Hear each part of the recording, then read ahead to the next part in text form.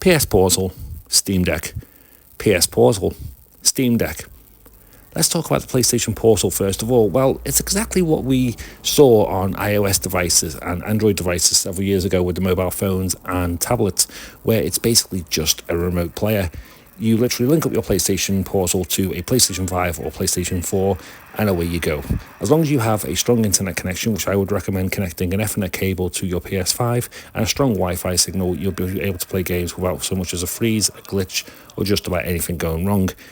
The only difference with this remote play compared to the iOS and Android ones is it comes with a full-size replica PlayStation 5 control pad, which has all the functionalities of a PS5 controller, except for the trackpad, which you have to use on screen. Now, in terms of the PlayStation Portal, battery life does tend to last between 7 to 9 hours. However, a full charge can take up to 2 hours, but what I would recommend is get one of these portable chargers so you can just plug it in via USB and keep your PS Portal docked so it's constantly on charge. And then when you're free to game, just pick it up and off you go. Now, in terms of the Steam Deck is a console that I actually chose last Christmas over a PlayStation Portal because it offered a hell of a lot of range of varieties. Now, as you just saw then, I had the PlayStation Remote Play on the Steam Deck, but here we are just playing a standard game on Steam, which is the original Dead Rising game, and as you can see, the performance is just like playing on a console. It's absolutely beautiful, it works perfectly, and you are amazed at the graphics.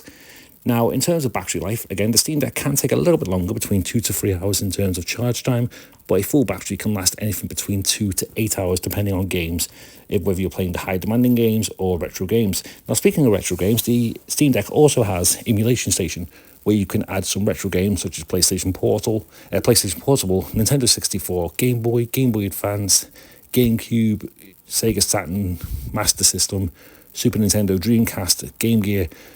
The list is endless with the amount of games you can add to Emulation Station, and you can spend hours upon hours adding ROMs. That's all I done when I got my Steam Deck, was just add a bunch of ROMs for different consoles and started to relive a few classics.